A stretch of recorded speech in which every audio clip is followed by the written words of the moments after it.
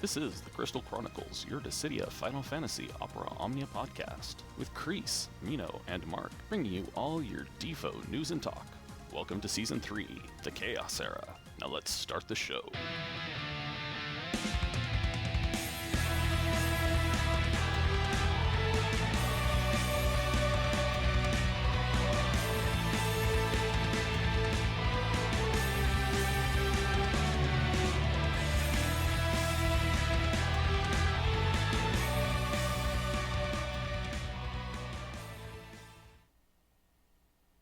Welcome, everybody, back to another episode of the Crystal Chronicles. This is episode 88. Thanks for sticking with us all of these weeks and years, and we are still waiting for a little bit more information on our GL first, Aranea, but we do have a lot to cover tonight in the form of Golbez LC8 event that just launched minutes ago, and of course, all your Final Fantasy Dissidia news and talk. I am your host, Mark, and I am joined by my co-host. First, his name is Mino Spellgood. Mino, how are you doing? Doing pretty good, Mark. Excited to ticket pull while you do the intro. Yeah. How are you doing? I'm pretty good. I'm still here. We're also joined by our friend Kreese. How you doing, Kreese? I'm doing okay. Tired because it's been a long week at work, but otherwise I'm doing well. And we're joined by so many of you on Twitch right now. It's good to have everybody with us. Thank you all for checking us if you're watching later on video on demand, if you're watching on YouTube, if you're listening via podcast. We appreciate all of you making us your source for Dissidia Final Fantasy Opera Omnia news. So, let's get going and look and see what we have to talk about tonight. The first top of the show, I guess, is the news of the day.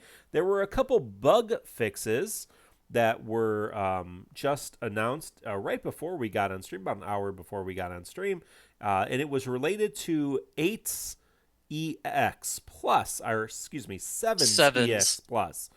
So before it was Sadistic Spikes Rush and Break Sight and Lash Recovery plus. Now it's Sadistic Spikes Advanced Snakebite and Lash Recovery Plus. So that it was just incorrectly named. So if any of you were like, why did this happen? That's why you know. We also, of course, got some reworks in the form of King, and we'll talk about him a little bit later.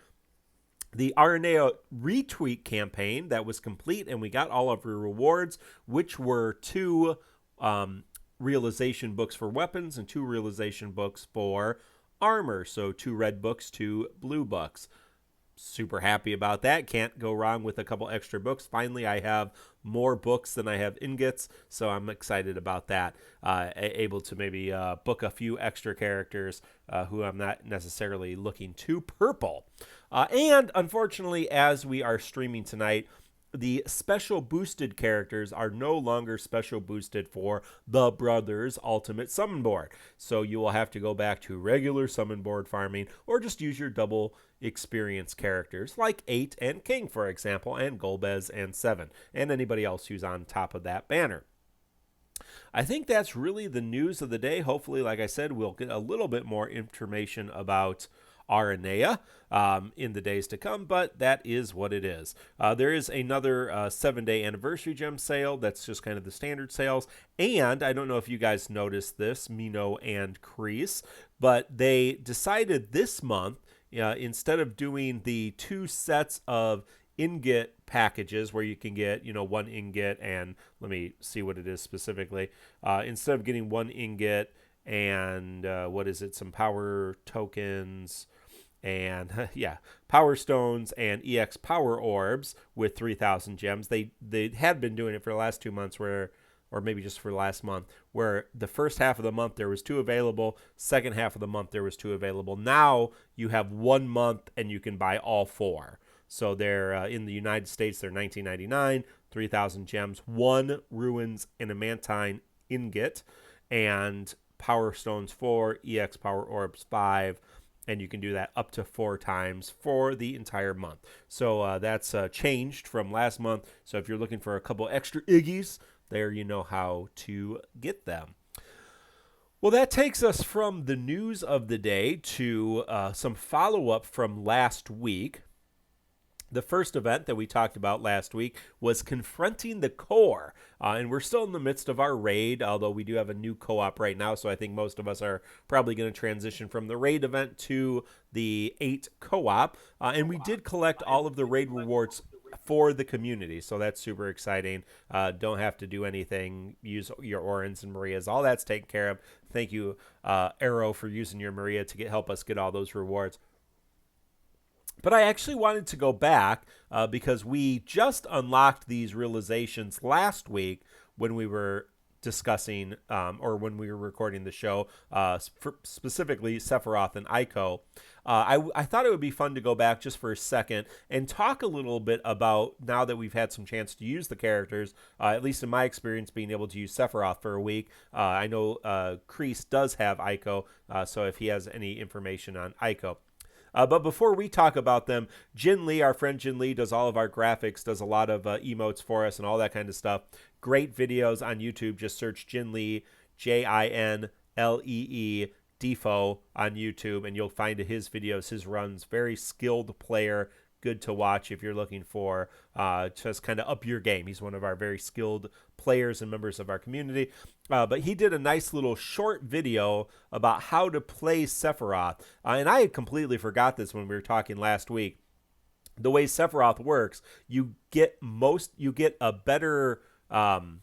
able to get more out of him by doing the Fervent Blow first and then the Octaslash. Because that the Octaslash is based on the number of stacks he has. So if you get the stacks up first, and then the Octaslash locks it in. So Fervent Blow, or skill 1, and then skill 2, and it does really make a difference. So go back and check that. Just in terms of playing Sephiroth, he seems to be very, very solid. Obviously, he's just a single target DPS with some ability to do AoE damage with his EX, but really not having any problems with him. He's competing very well in Chaos, especially, targeting those single target bosses like that Golbez boss we had to deal with. So, so the stack bug is still in effect, Jake. Yep, that is correct. So that's Sorry, I'm going to chime in quickly. The thing with Sephiroth is it isn't technically a bug. It's a weird way with the way his buffs are programmed, such that his 35 CP weapon passive gives him attack and max brave based on Genova stacks when the ability is used. Yeah. But you can get more Genova stacks through other purposes, and it doesn't recalculate that bonus until you reuse Genova or Octaslash. It's really weird. I don't really get how they programmed it that way, that they couldn't make it a little bit easier to solve, but I don't think it ever changes from this behavior. I mean, it just comes down to, if you start with Octaslash and then do Fervent Blow, you'll have to Octaslash again to get him at his max brave and max attack. As opposed to starting with Fervent Blow and then going to Octaslash, he's then started at kind of where he needs to be.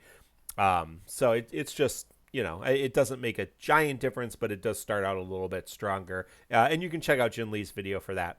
Our friend Sidra Games, and you can just check out Sidra, Sidra, Defo on YouTube, did a great video on how to play Eiko. So I encourage you to go check that out if you're looking a little bit more. Okay, how does Eiko fit into my teams?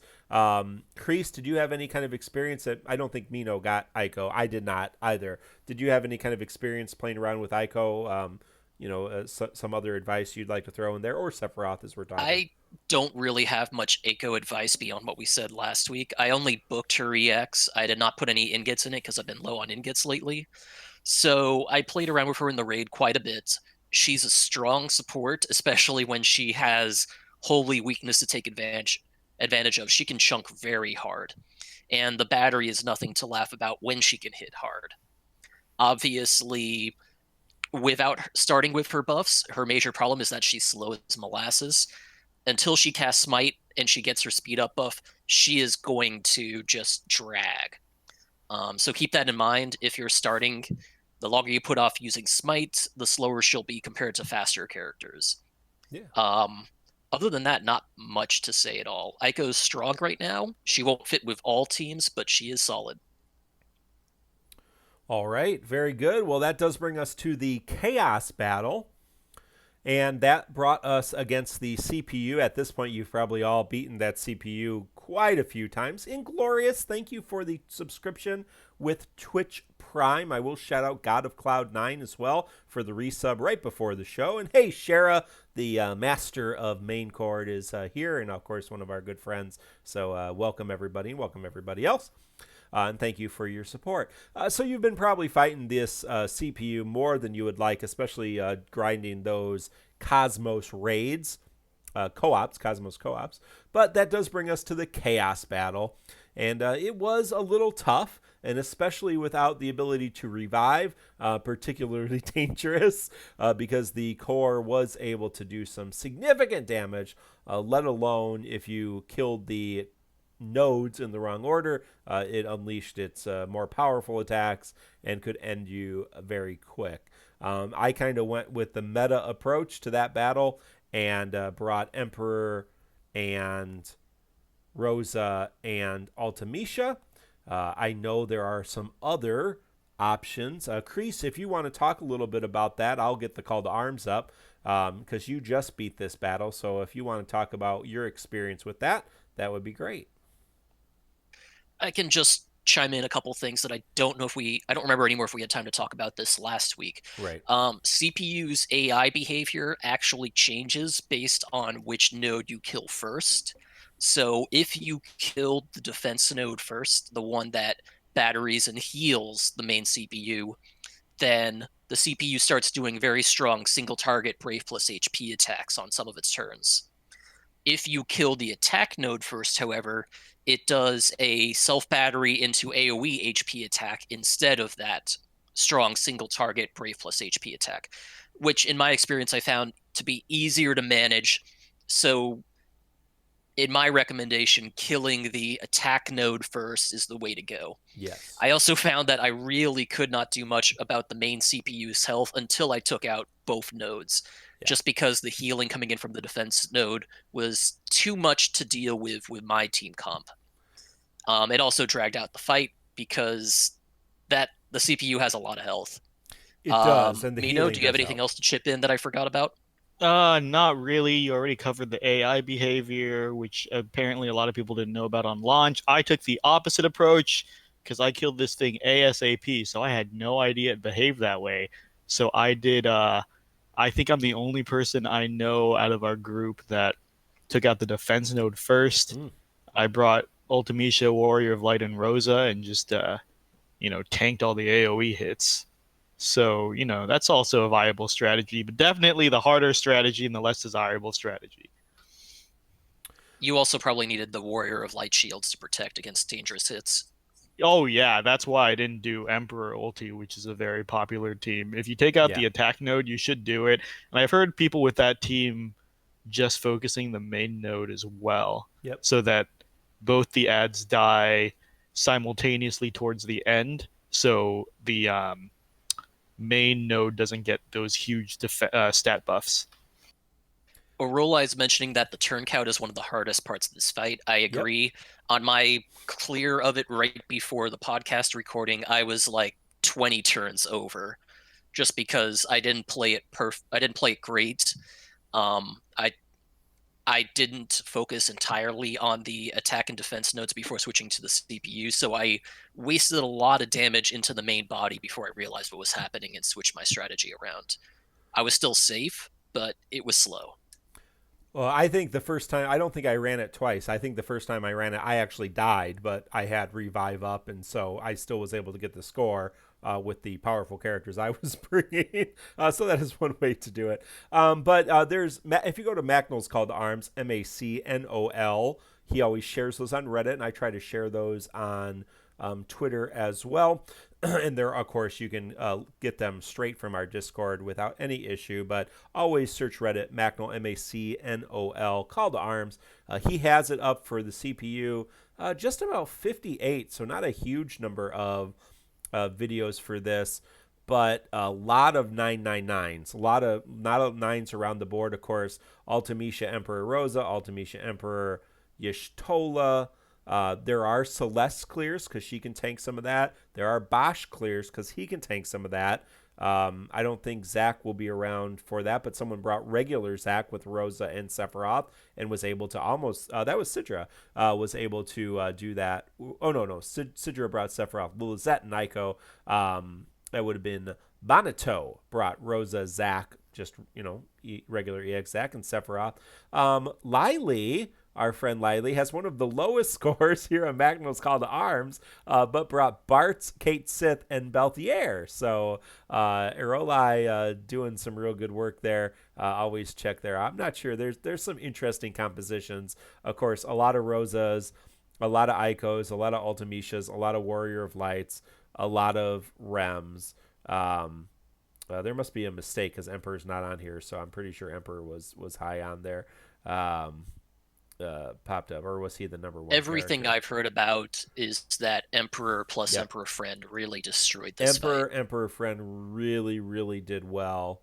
Obviously, Emperor really shines when he can throw all three, or he can throw his EX debuffs, his EX traps, all three of his traps on three different opponents. It just gets really cool.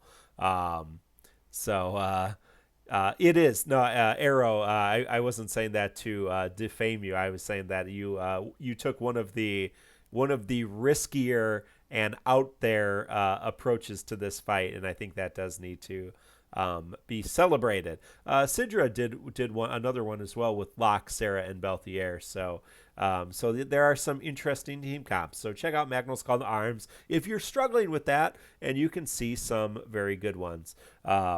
Very good runs at that. So did you guys do your how many 4 million points, or did you stop along the way?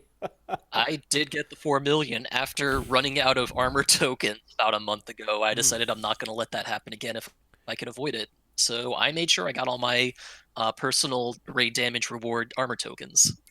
Yeah, I don't think I have. I think I'm not sure what I'm at, but I don't think it's over 2 million, but I'm not always good at that. So yeah.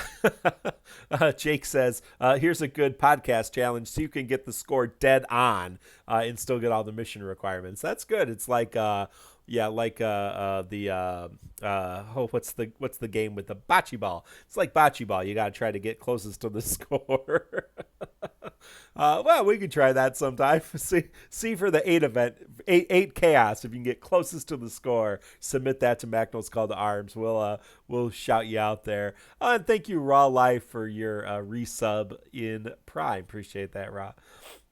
Anything else on the CPU battle? I think we'll be always happy to see the raids go. I think the raids are fun. You can kind of take them.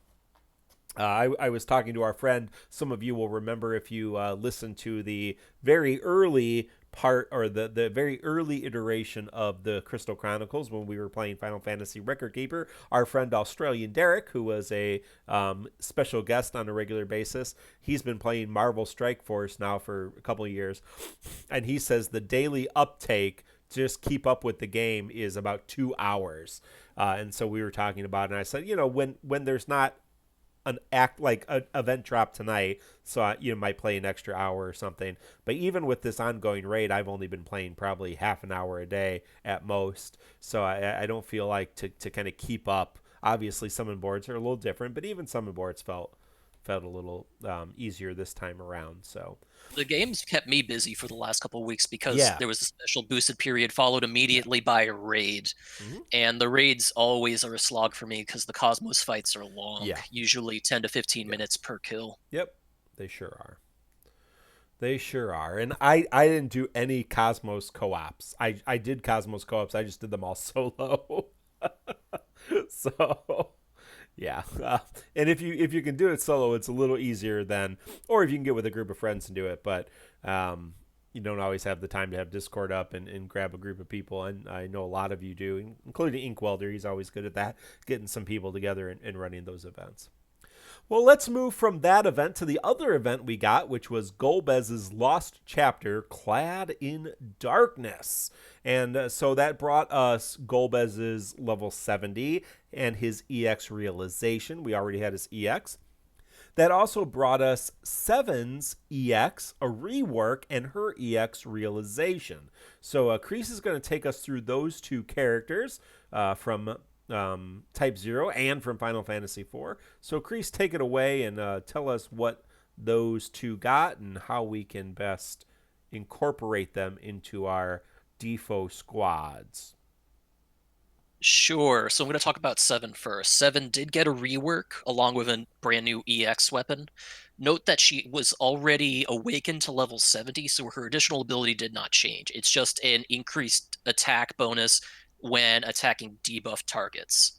But her rework gave her more ability uses, increased the attack potency of her abilities, made it so that Snakebite and Lash always triggers an HP attack, which it did not do before, and made her Brave Plus a little better. Instead of it being one Brave hit of 3 elements, it is now 2 Brave hits that can also increase Snakebite stacks that are already present on a target. Before, her only way to get Snakebite stacks was to use Snakebite and Lash, so that was pretty nice. Her EX did a couple of other things for her. Number one, it just 3-3ing it gives her access to an HP plus, a Brave plus HP attack that can increase Snakebite stacks on a target. And it also gives her a normal recast ability called Sadistic Spikes, which is a single target, 3 Brave plus HP attack executed twice, that also deals HP splash damage to non-primary targets. So that was pretty nice, but her big bonuses came from her EX realization. Upon realizing her EX fully, she gets a nice bonus to her attack and max brave. She starts with a max brave up buff at the start of each wave, applies a Snakebite debuff to a random enemy at the beginning of each wave, which is really nice, and gets a better HP plus in the form of HP plus plus, which is just an extra brave hit, some overflow on her HP plus plus. And if you fully realize it, Sadistic Spikes gets more brave hits, greater overflow, and the last but not least, using Sadistic Spikes recovers an ability use of Snakebite and Lash up to her max number of uses. So what Sadistic Spikes does, and her EX and EX Plus in general do, is just make it so that Seven gets the combat longevity she was lacking before. She had very few ability uses, which has been improved a little bit, and she had no way to maintain those abilities because she had no HP plus and no ability recharge or saving mechanisms, and she gained both of those.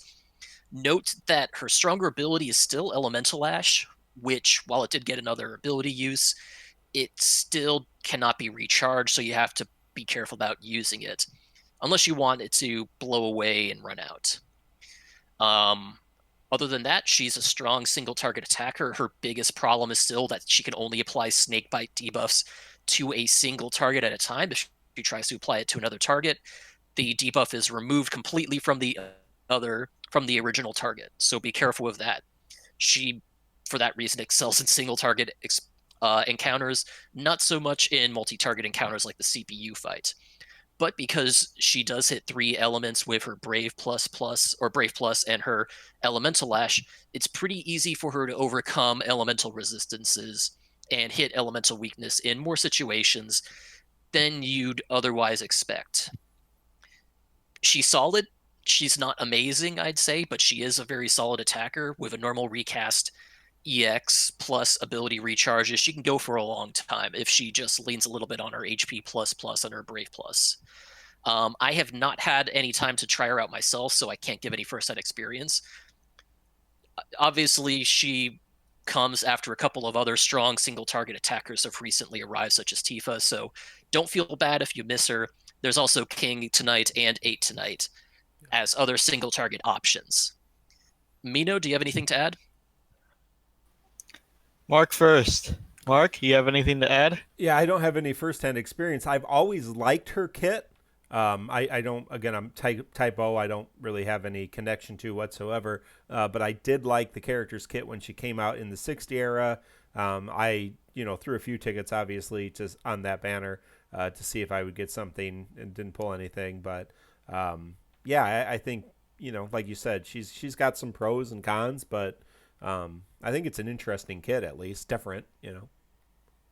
Her biggest problem is that she really is somewhat stuck to single targets. She can switch a little more easily now because she can build up snakebite stacks more easily without having to burn all her ability uses. Her EX can apply snakebite once it's realized and ingotted. So there are ways around it, but it's still not an ideal situation. Right. Yeah. Holy shit! I am so drunk already, guys. I got home. I rushed home. I think Mark and Kreese already said I was running late, and then I didn't have any dinner, so I immediately took 2 shots of whiskey, so I can pull for King. I was gonna empty stop. all my tickets on King. I didn't have any dinner, so I immediately had 2 shots of whiskey. Yeah, that's I'm not... I'm already gone. We're not even 30 minutes into the podcast. I had to do this because we'll get to King, but the King is at such a weird fucking place for me because I want him. I would have pitied him if Aranea was not a factor. Aranea is such an unknown. I moved King's gems to her. And now I had to drink heavily to convince myself to ticket King. 350 tickets. I'm 300 tickets deep. With no luck right now. I've had 3 copies of 8's shitty ass EX. I'm so mad. And then I think if I run out of tickets, I'm going to take another shot and throw gems at it. I'm in a bad spot. But anyway, Welder's going to be so upset. Yeah, I know. This is a mess tonight, guys. It's a real fucking mess. I blame Aranea. But back to Seven. So Seven is a kit that I was a big fan of when she first came around. If you guys listen to that episode, I want to like Seven. And I used her in all the co-ops and raids she was synergy on. But I just don't think she's a strong character. I'm really upset. Like, she has some quality of life improvements, but I'm really upset. For example, the big thing is now every wave, her unique, her snakebite debuff gets applied to a random target, which is nice, but on harder fights, even the trash waves, you kind of want to strategically break and break down. So if it gets applied to the wrong target, you are wasting time and efficiency to reapply it on another target.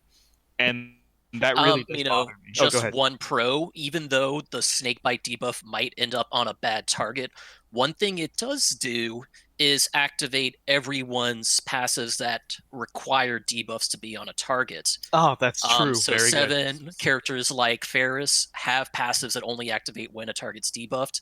They get to start with those on each wave rather than having to wait if Seven's in the party, which is a plus. Obviously, there's a downside that you might not be able to take advantage of that debuff directly, but it still helps. Right. That is a very good point. I was looking at Seven in a vacuum, so I'm glad Kreese brought that up. But I'm saying for her kit alone, switching is a big hassle. The random debuff going out is good, but sometimes even in trash waves, you want it on a specific target. And for like fights like the CPU node, where at least the way I approached it, I was strategically breaking each one as much as I could. That's a lot of target switching that I did not like. I looked ahead. There are very, very few single target boss fights coming up in the next 3 months. Almost none. I think it's 1 or 2 and 0 single target entropy stages coming up. So it's really hard to sell Seven. I think she's going to be really great in the old stage of 4 where it's nothing but single target bosses. But moving forward, it's really hard to sell her viability. She does have some pros. A lot of people have been talking about, her skill 2 elemental ash is triple elements. You can board, not only can you board that up for extra damage by doing, extra fire damage, extra lightning damage, extra ice damage. Yeah, it all stacks.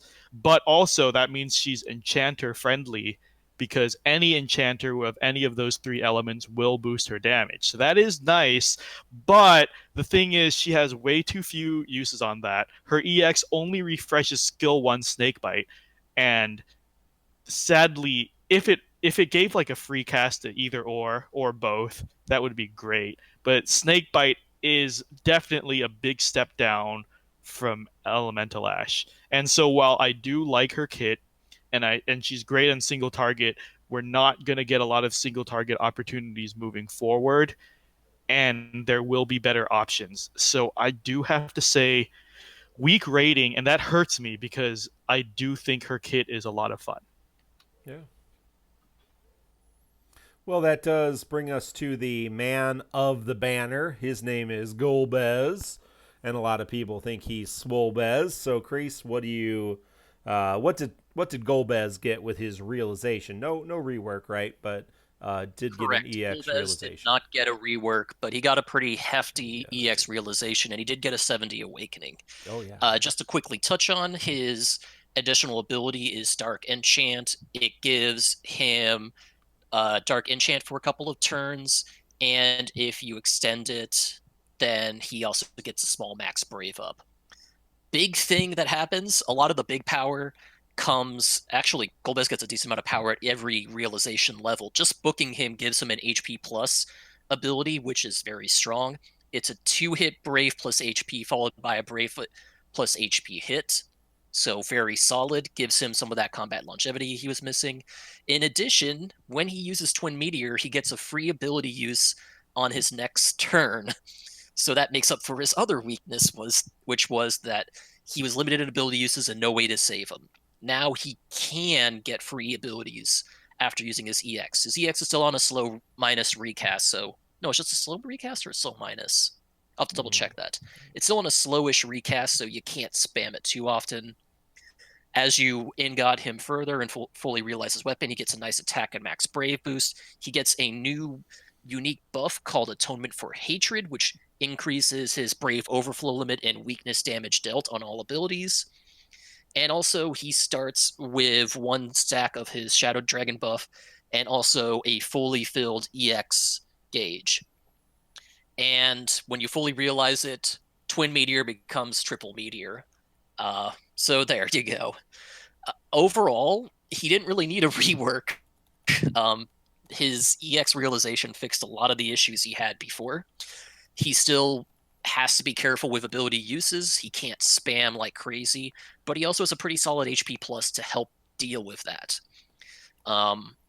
Reminder that the only way he can refresh his Shadow Dragon stacks once he's at 3 stacks is through Twin Meteor. His Glare Hand ++ and Rising Wave ++ do not refresh that buff, so be careful with that. And other than that, his big utility, if you can call it that, is his Dark Resist Down debuff, which comes from Twin Meteor. However, there's very few characters that can take advantage of Dark Resist Down right now. It's really Dark Knight Cecil, Leon, and Golbez, and that is it that I can think of. So he doesn't really play nice with other enchanters and imperilers. He doesn't really help the rest of his party. And I don't think Diablos Summon 30 is coming anytime soon, so he can't even do that to help. He's a very solid, very selfish DPS, but it's solid. He does a lot of damage. Oh, someone's mentioning that Tado actually with Bio does do dark damage, but it's a portion of her kit, not her whole kit. Right. So keep that in mind. He's strong. He's also pure damage, and he really does need that element resist down. He does need that dark resist down debuff to really amp up his damage and make sure he hurts hard. And to cut in really quick for some stuff, Infamous Element makes a good point. Entropy 4 is immune to debuff, so 7's not good there either. So that is a correction there.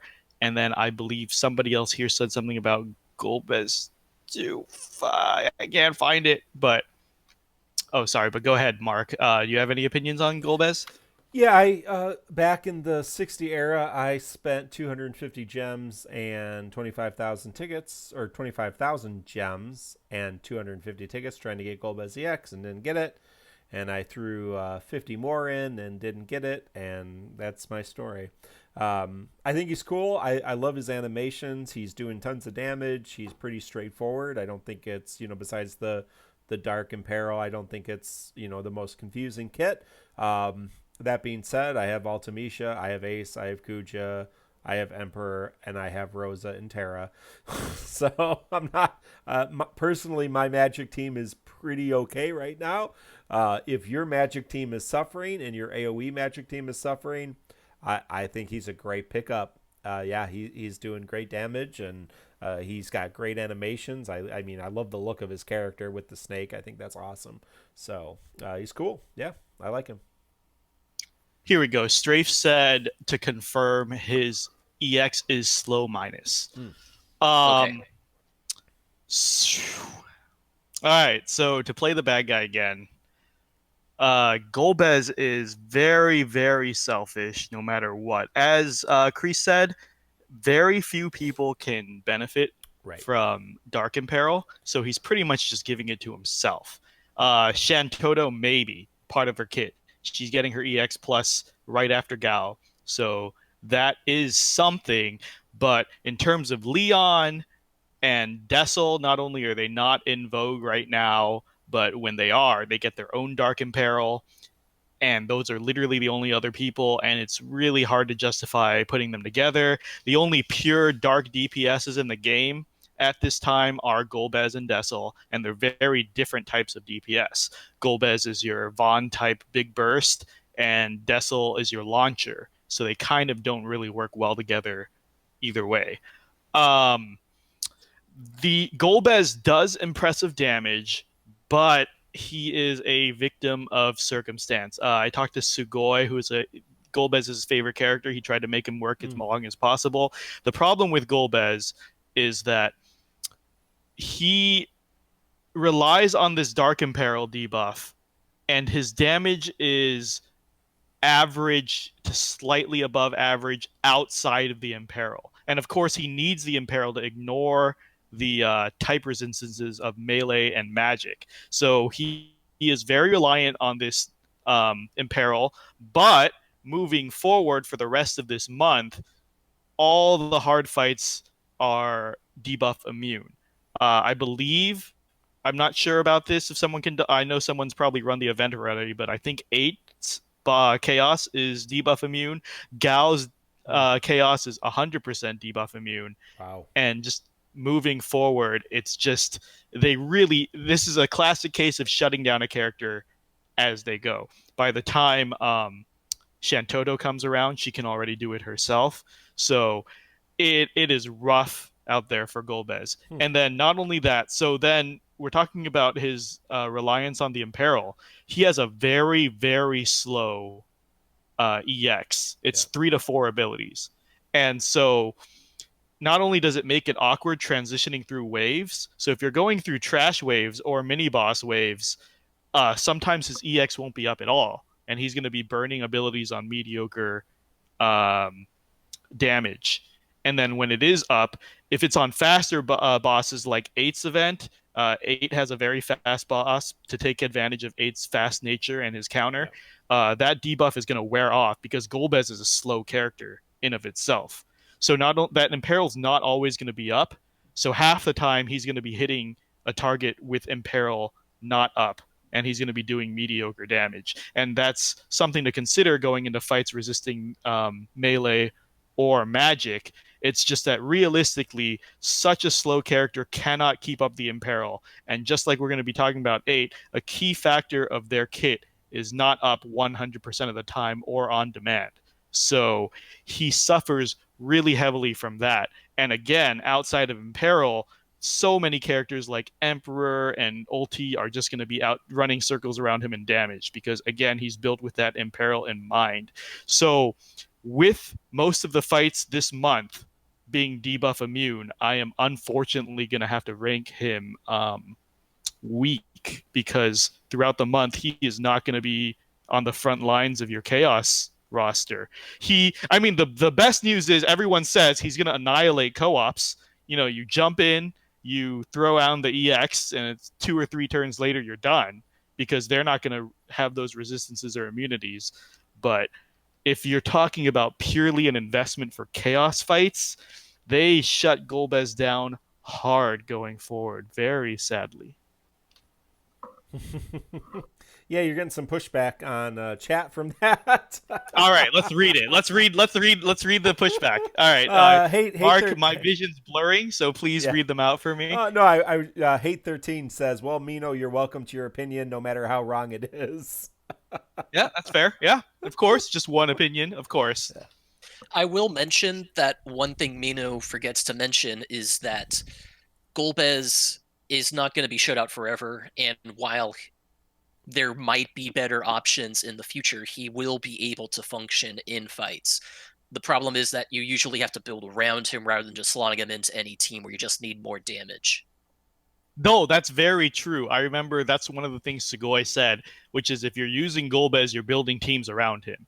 Like, he will be the anchor of your team, because to get the most out of him, you need to maximize him. He is not a plug-and-play character, for sure. Very good. He will work, though. Don't take what Mino said to mean that he is useless going forward, but he will have trouble, and it will be possible for him to get shut out of fights in the future. So be careful. Tritach says, what about Entropy 8? Entropy 8, we'll talk about in length later. It's a fight infamous for a mid-boss who resists all elements. Yes. So it encourages you to bring an Enchanter Imperiler. The thing is, Golbez he's a whatever pick for it, not great, because again, he only imperils and enchants himself and his own element. Whereas if you bring like Lulu, Onion Knight, Yuri, all these characters that are built for it, they enchant the party or common enough elements. Yeah. For example, Yuri imperils Holy. Well, there's a bunch of Holy characters out there like Eiko and Pestle and whatever that can take it. Sabin, Shantoto, who can take advantage of it. But again, Golbez's dark element is 100% just for himself. Yeah, so you're going to have trouble. Well, maybe not, but I mean, taking that boss out with Golbez by himself, it's probably possible. Go check out some runs in Japan. We also have Sidra Games in chat. 8 chaos immunities. The boss is immune to poison, sap, break down, and paralyze, and it's also starts weak to dark. So Golbez works for 8. Yeah. And Jake is saying Toto isn't holy, and that's completely true. You know, that's just me being drunk and thinking that Toto's EX plus imperils everything. So, let's go to the podcast polls. If you go to our Discord, you can check out under podcast tab the podcast polls and make sure you vote for all of your polls and who you're using ingots and books on. Thank you, Quetz, and the author and creator of MateriaBot for helping us with those beautiful polls. So on this banner, we have 5 willing to pity the banner, 1 spending gems, 27 tickets, and 24 skipping. Now realizing that we've already had Golbez EX before. In terms of those who had Golbez, 4 just keeping it EX, 6 going to realize it, 35, 3-3. And of course, with your damage dealers, we generally recommend 3-3 all the way. 7, a little different. 17, just keeping it EX. People not willing to use the books on 7. 10, just going to realize it. And only 5 going to purple it. So not a lot of love for 7. And we did talk about some of her struggles there. That does bring us to the Chaos Battle, which saw a very healthy and full of HP boss whose name now I'm completely in the wrong place, whose name I completely forgot. It's a big dragon looking thing, and it revived, so you had to defeat it twice. Clad in Darkness Part 14 is the Chaos fight. You had a mid-wave with the Cavalier, which is an Iron Giant in the white armor, and a Holy Dragon, which is a dragon type, a white dragon type. That is a weak to darkness, as you could guess. The Cavalier was weak to ice. The Flawless is a Bahamut type boss, which is exceptionally resistant to magic, absorbs holy, but is weak to ice and darkness. Now, this boss, as I said before, once you brought its HP to 0. It did Curaga and fully healed itself. It also has an ability to raise its Brave to very high levels, 35,000 plus, I believe, at some point, and do a lot of damage. Now, it is a single target boss, so you did need to really pop down the HP. Interestingly enough, because of the huge amount of HP, the number of turns it took, there is no all 9 clears on Macnol's Call to Arms. Again, that's MACNOL, Macnol's Call to Arms. No all clear. The highest score that I see on the Call to Arms, and 52 submissions, I think he just closed up submissions today for that as the 8 event launched, was Vayne Novus from the Tonberry Troop with 563,000. So it is a difficult, long battle. I believe for myself, I, like many other people who did not have Golbez, brought Tifa, Sephiroth, and Y'shtola. Obviously, for the heals, that's super helpful. Potential revives if you needed it, not too bad, although the score requirement's kind of tough, so you probably don't want to use a lot of heals. You need 260,000, but the turn requirement's 130. For example, I did it in 114 turns, so it took quite a bit. Yeah, Heaven's saying Machina. That's a nice option too. I have him, but not purple. So Tifa does help with the launch and is doing incredible damage. Sephiroth's obviously doing good single target damage. Y'shtola keeps him alive. Rosa probably would have been just as good of an option there. And I did bring a friend Golbez. If you have Golbez, you're probably in the best shape. For example, Vayne Novus, who I just said, had Rosa, Warrior of Light, and Golbez. Several 7 clears.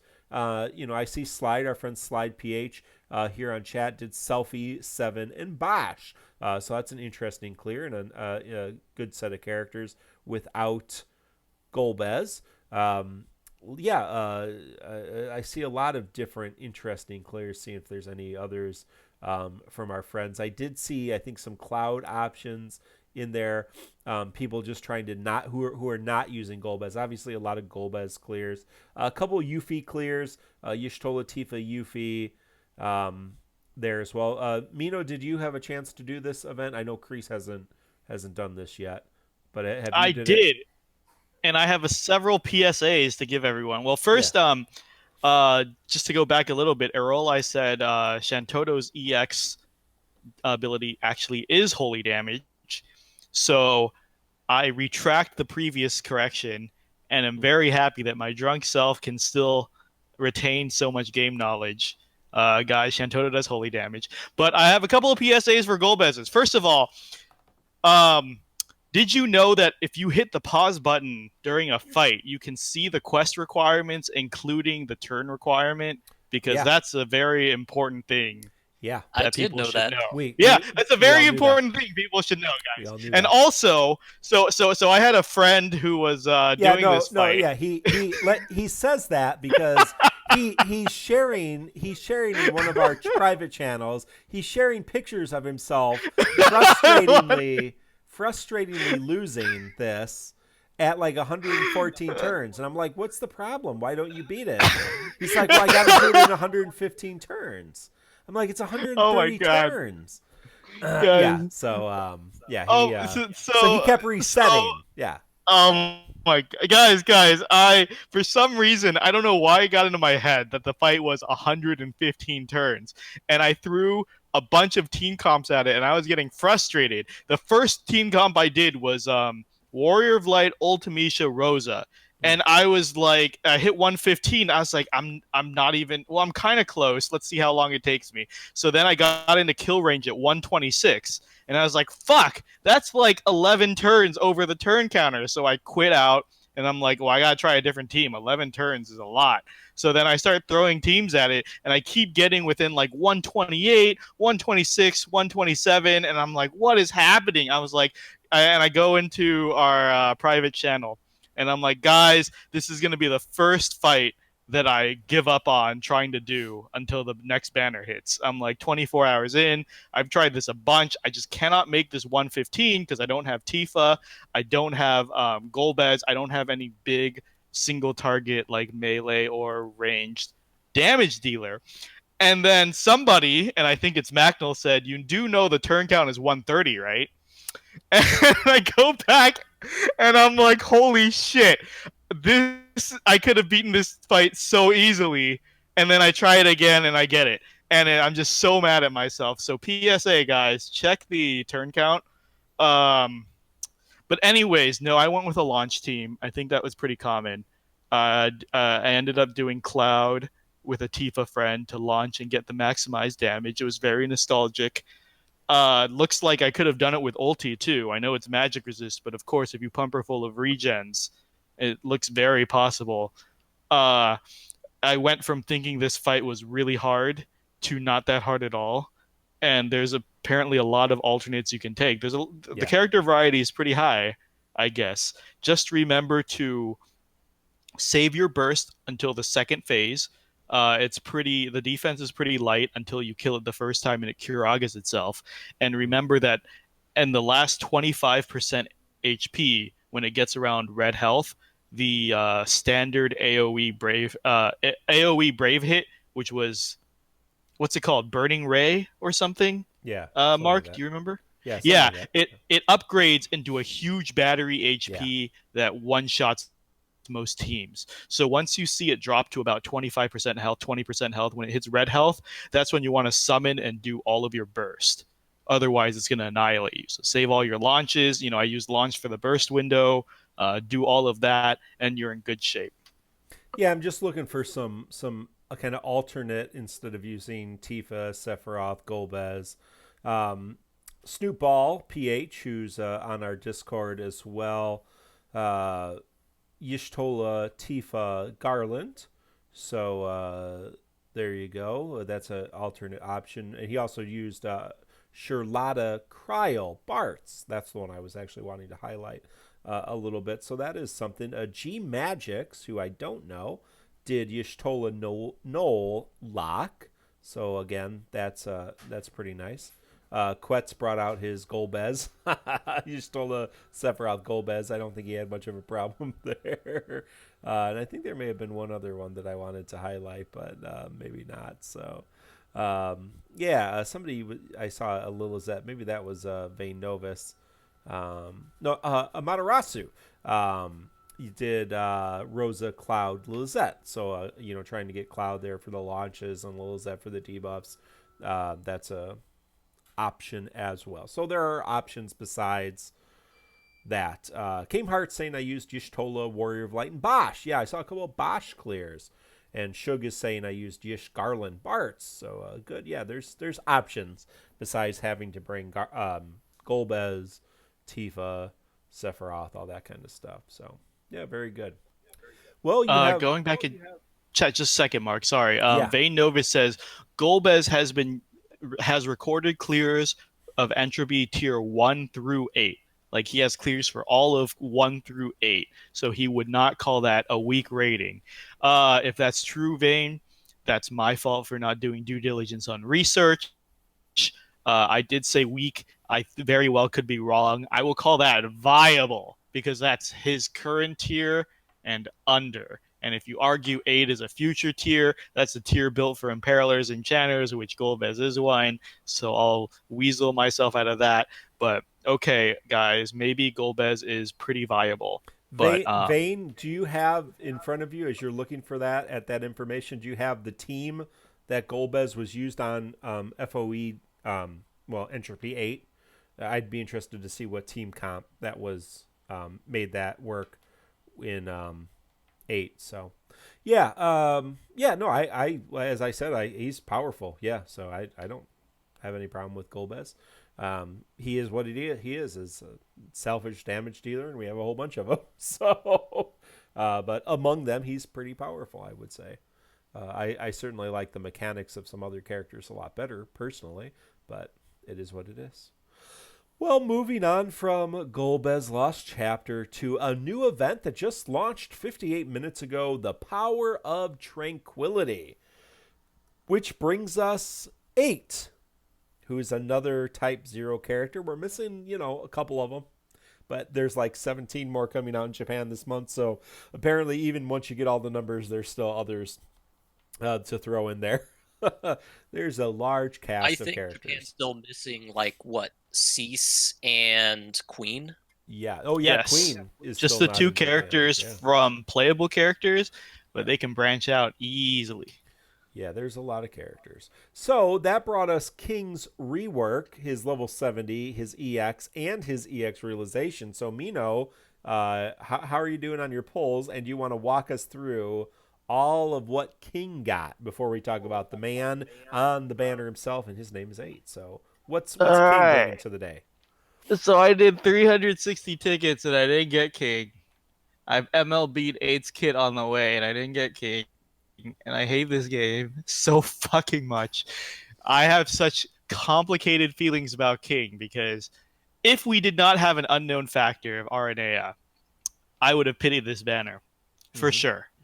But because she is, I'm holding off on King. I can't. I'm trying to talk myself into spending gems on him. I'm trying to drink. It's not working. I'm almost 3 shots in, and I just can't bring myself to spend gems on him.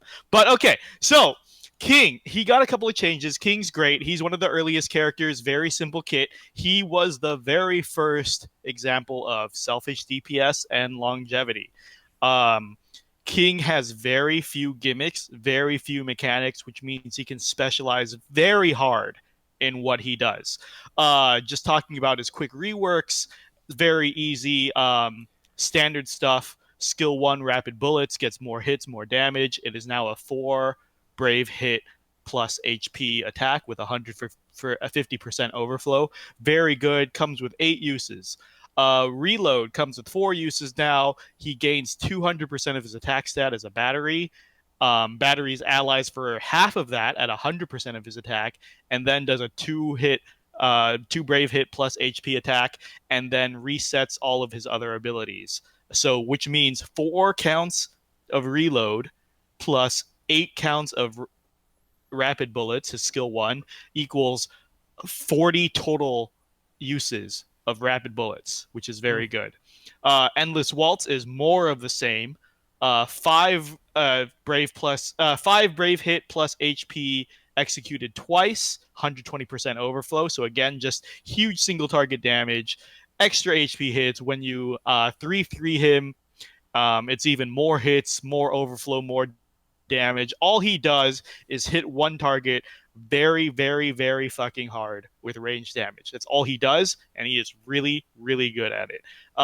His AA now, he batteries himself for 100% attack, adds 20% attack, and even adds more brave damage done. All it is just, again, increasing the damage he does, and it's 2 uses of that.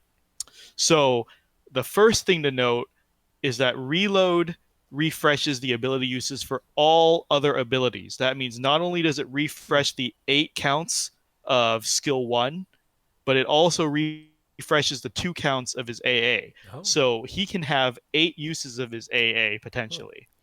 Oh. He gains Jek's exact mechanic. He's basically an updated version of Jek. Once his EX is cast and he gets that unique buff on himself, every time he breaks a target, he gets a consecutive free turn. And as someone who's been using Jek extensively in this raid, and a lot of people on our Discord can attest to this, it is so annoying to play with me because my Jek takes 4 to 6 turns in a row every time. Because if you activate that break and get the free consecutive turn, you can AA for another instant turn, refresh that break bonus, break again, and then go again. And sometimes with a CPU with 3 targets to break, that's just 6 turns back to back or even more. You can really, really abuse it. And because he has 8 AAs, you can set up with for a lot of shenanigans. If it's King's turn and you see that the enemy is 1 turn away from refreshing its I Brave, you AA, let it come, bam, break it. That's a free consecutive turn. Or you break the enemy, somebody else is able to break, you AA, you can get consecutive turns like this. This is important because sometimes he can take 3-4 turns in a row. Sometimes he can just build up his EX again to go. It's a lot of flexibility, and he can break enemies easily. Strafe and I did the research because Strafe was a big opponent of mine when it came to arguing King's viability. We looked up videos 2 to 3 months later. King is still doing around max damage 2 to 3 months later. He is still a competitive DPS 2 to 3 months later, doing about 50k every cast of skill 1, and he has 40 casts of those. If you pad it out and you count his abilities, even if you factor in EX every 2.5 abilities, King has 72 abilities before he runs out of abilities in a fight. I think you have to play the game really wrong to run out of King's abilities. If you have 72, if he's taking 72 turns, you assume his friends are taking 50 turns. If you haven't finished the fight in 200 turns, then you had no chance to begin with. King basically pretty much never has to touch the Brave Plus unless he has to play defensively. He has no HP Plus because skill 1 basically functions as an HP Plus. Exactly. He has so many. Aranea throws a big wrench into my rating of King, and I'm going to bring that up right now. In JP's environment, King is a huge deal because he does huge amounts of DPS with longevity, and he's a neutral element. Coming up in the next month and a half, the meta is going to revolve around enchanters and imperilers. So King being neutral puts him ahead of all the characters coming this month. Puts him ahead of Golbez because Golbez is locked to an element. Puts him ahead of Gao. Gao is locked to an element.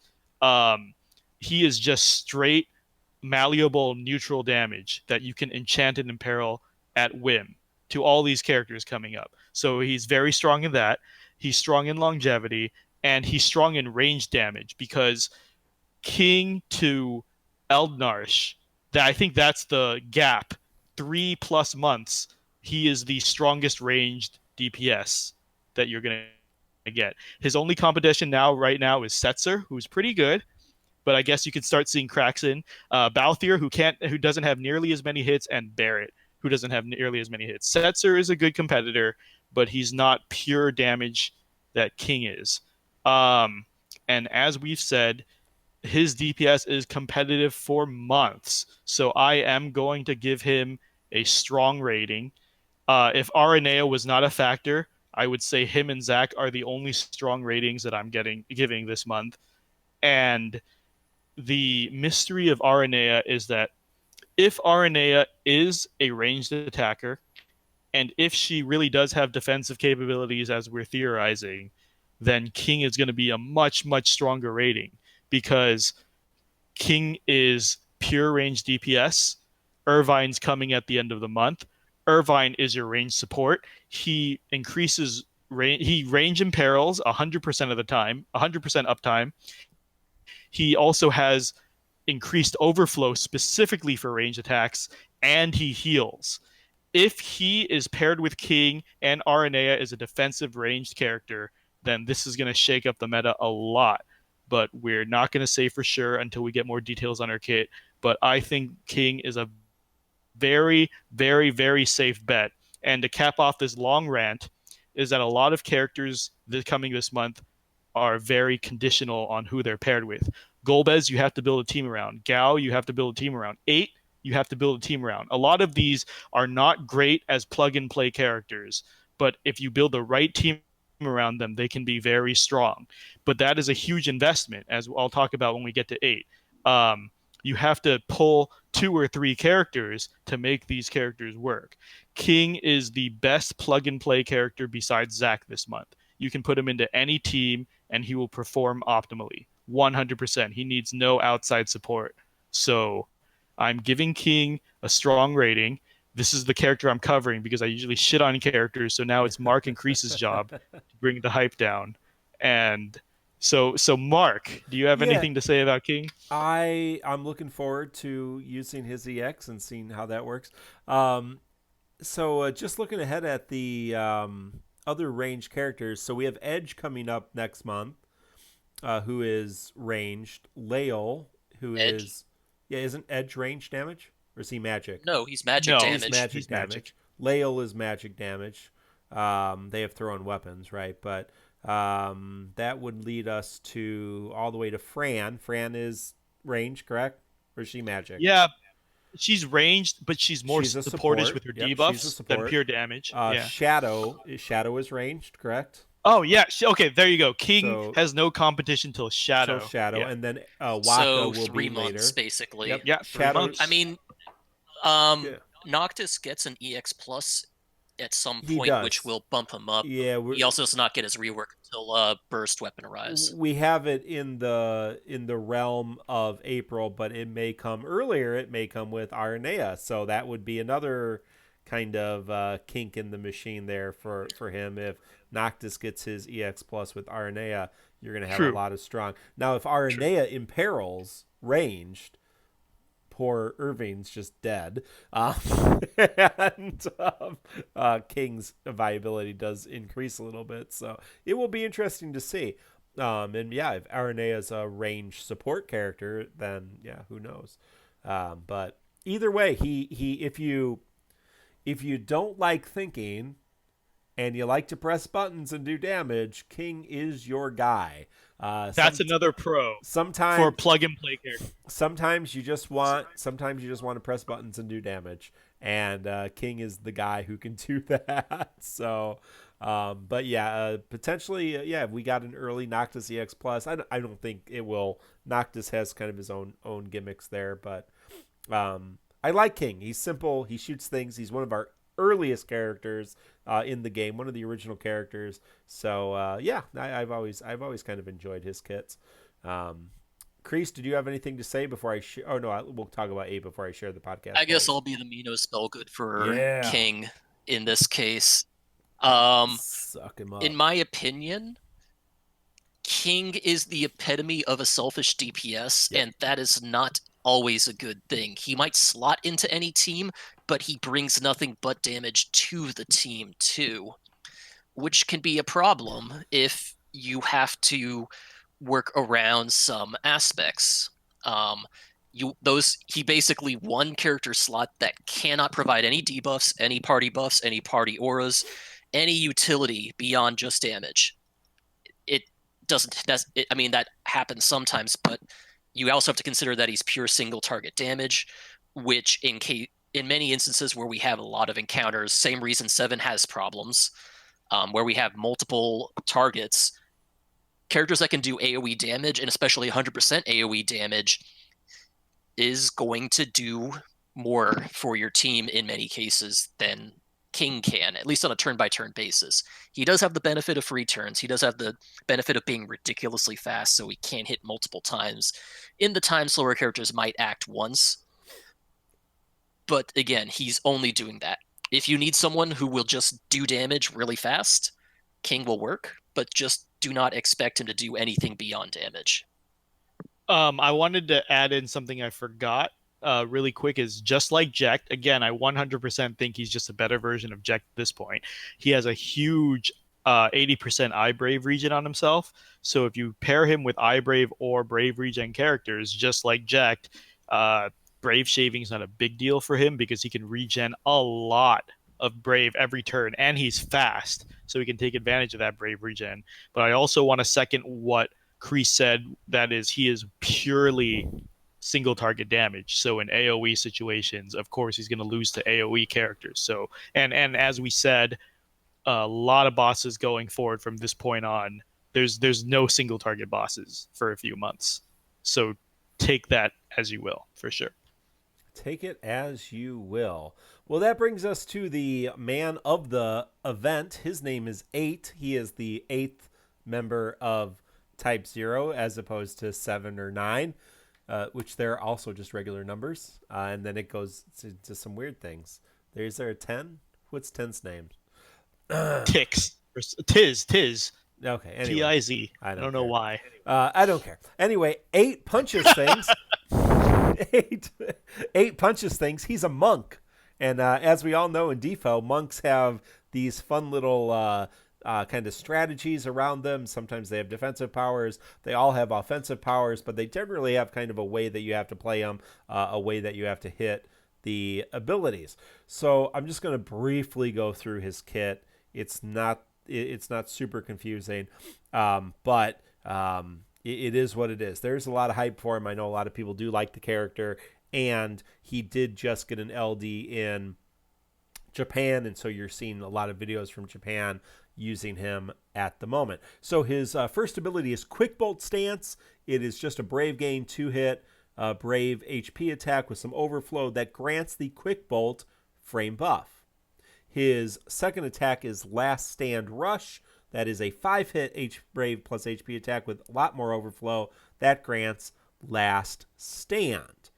Then there's Phantom Rush, his EX. That is a Brave Gain, all based on his attacks, the Brave Gain. 4-hit Brave plus HP attack with overflow and grants Phantom Rush. So he has 3 distinct framed buffs. Quick Bolt is an 8-turn buff. Attack and max Brave up, speed up. Last Stand is a 7-turn buff. Attack up massive. So Quick Bolt's attack max Brave 20%, speed 30%. Last Stand is attack 80%, max Brave 40%. But the Brave and HP damage he takes is also increased by 40%. So that's not damage he's doing, that's damage he's taking. So when you put the Last Stand buff on, he is vulnerable to more damage. Now, that is counteracted by Phantom Rush, only a 2-turn frame buff from his EX ability. And that's on a normal recast rate, so it comes around fairly regularly, but not all the time. That gives him a 100% evasion rate.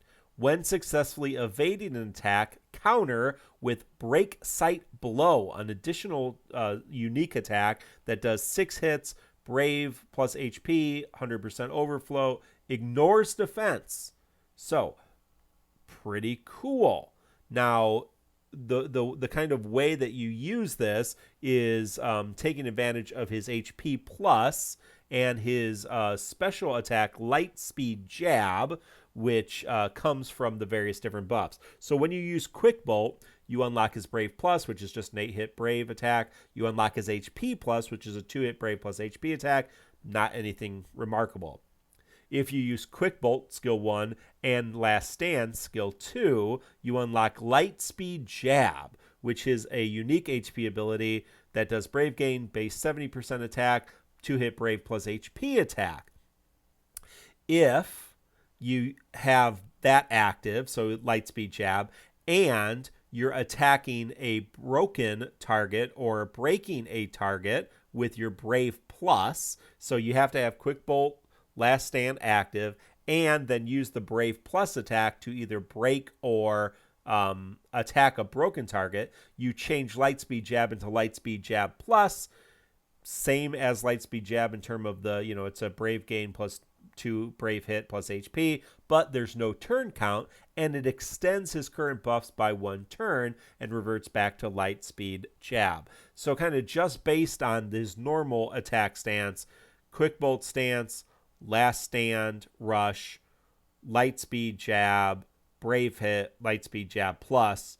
Yeah, I mean, that it would be one. There's a couple different variations on that, obviously. And then Phantom Rush. He does get an AA, of course. He does have 3 uses of it, which is nice. It gives him a Brave Gain and extends active buffs by 2 turns. Also gives him a little bit of Max Brave up for 3 turns. So that is nice. Oh, and I also forget that both Lightspeed Jab and Lightspeed Jab Plus do inflict a very powerful, just generic defense down, but it's 80%. So it's tied with, I think, Zell as one of the most potent defense downs in the game. But it is generic. It's not a frame buff. So that AA is very important because that can extend his Phantom Rush by 2 turns. Now, if you do realize his EX weapon, and if you want to go into 8, you really do need to realize it. Phantom Rush becomes more powerful with just the realization. Of course, the first ingot is just attack up, max brave up. The second ingot is at the start of the quest. You get automatically Quick Bolt, so you don't have to use a skill 1 right off. You already get that for 8 turns. And 2 turns of Phantom Rush, which I think is interesting.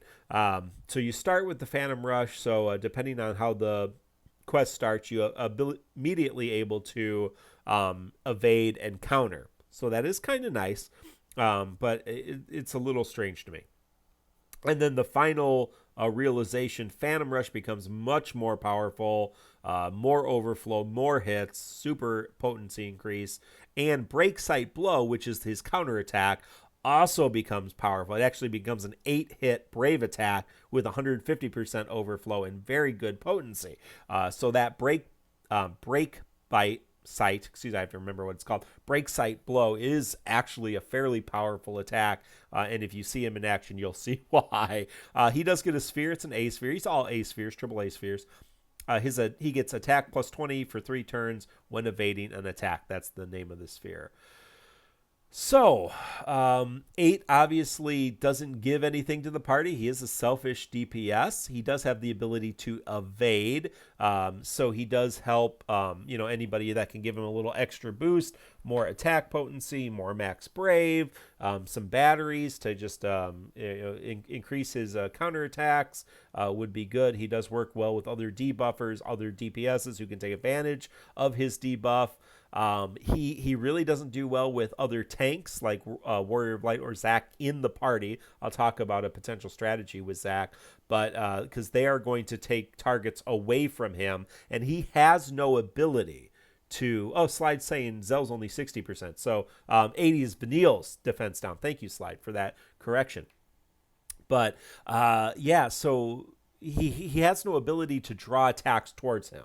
So his evasion is very hit and miss, and it's only 2 turns. So he can end up dead really quick because he's taking increased brave and HP damage. So he's doing a good chunk of damage. He does have that 100% evasion, although there are bosses in the future that ignore that, I believe, right?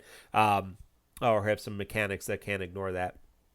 But he's able to do a lot of damage on his turn, off of his turn, if you're able to play him right and take use those mechanics appropriately. He partners really well with a character we just had realized, which is Eiko, who can extend buffs. So if you can extend his Phantom Rush buff, which is only 2 turns, by another turn, that helps.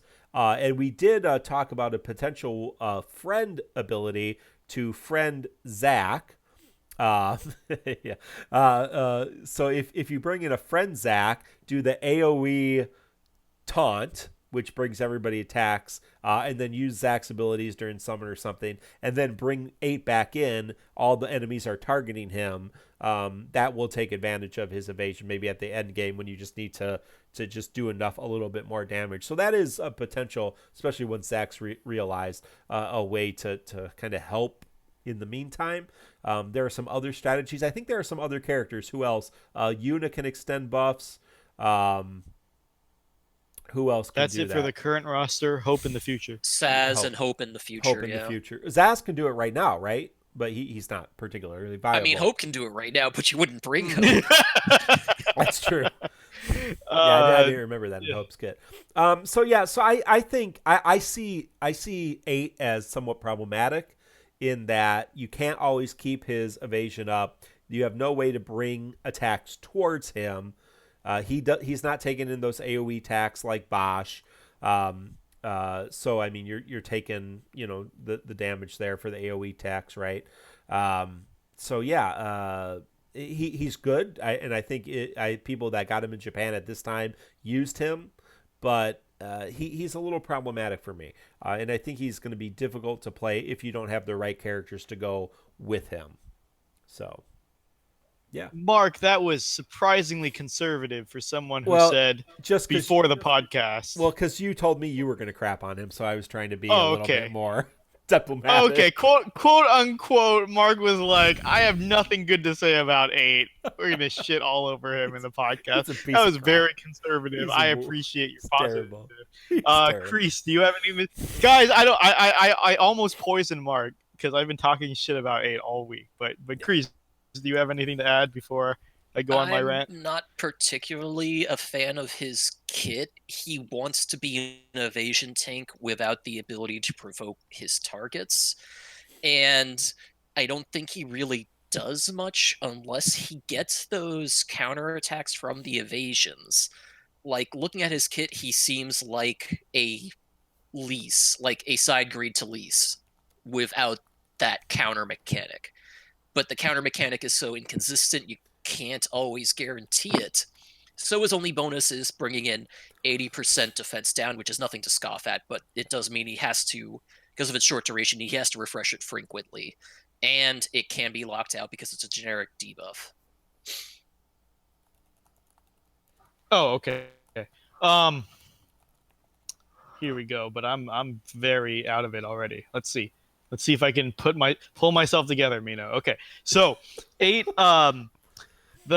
So 8 is another in the long line of Square Enix's current obsession with enemy phase characters. We've gotten a lot, and we're gonna get more. First was Ferris, her whirlpool ability. Basically, enemy phase characters are characters that benefit the more turns enemies get. Yeah. And also, so you have Ferris's whirlpool, which is pretty good. You have Emperor, which again, his traps tick off enemy turns. So the more enemies there are on the field and the more turns they take, the more effective Emperor is. That's just a fact.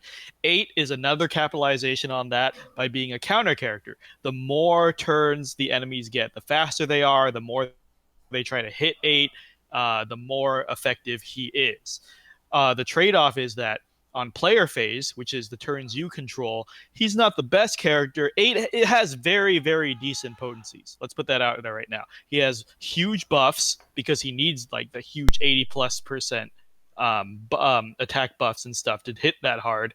And the defense downs, he does very decent damage, but there's no reason to slot him in unless you're fighting an enemy that gets a lot of turns that is going to target him a good amount. That's where he really shines and outshines current meta. But otherwise, if you're just using him to throw punches on his turn, he does not outdo current meta. The problem is his turn, his dodge is a 2 buff duration, and he is a very, very, very fast character.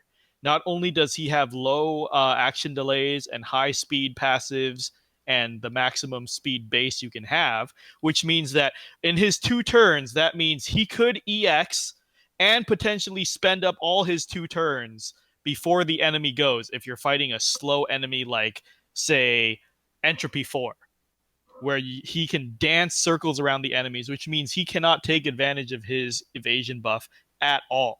Okay, that's the first strike against him. The second strike against him is that the next meta king coming up, Zac, is a tank that purposely pulls attacks towards him. Meaning, if you put Zac and 8 in the same team, 8's not going to take advantage of his special ability at all either. So he does not work with the next meta king. And by the way, when we say Zac is a meta king, we're saying he's not Emperor strong, he's ulti strong. Emperor is a luxury. Ulti was, goddamn, if I have ulti, I can go through the next month and a half of hell mode, cruising without pulling. Zac is much stronger than Emperor ulti level. So if you want to run Zac, 8 is gimped right off the bat. That's the second strike against him. The third strike is that, again, with his fast speed and the 2-turn evasion buff, he is not going to see that in play a lot, and especially against slower bosses, and it is not going to be up 100% of the time. And when it's not up, he's taking 40% more brave damage and HP damage. And to give you an idea what that's like, I talked to several people who tried to squeeze a lot of mileage out of 8. It's Xenon was 8 was one of Xenon's favorite characters. V-Power used 8 a lot. Bard used 8 a lot. A lot of these people said 40% more increased damage taken means that he's getting broken almost constantly if AoEs are going out. And breaks, as we know, is a 1% penalty to your score. If he's getting broken constantly, that's a big penalty to your score. That also limits how much damage he's putting out, honestly. 40% HP damage means a lot of AoEs can kill 8. 8 doesn't have the highest defense or HP stats. 140% HP damage taken is huge. He will die.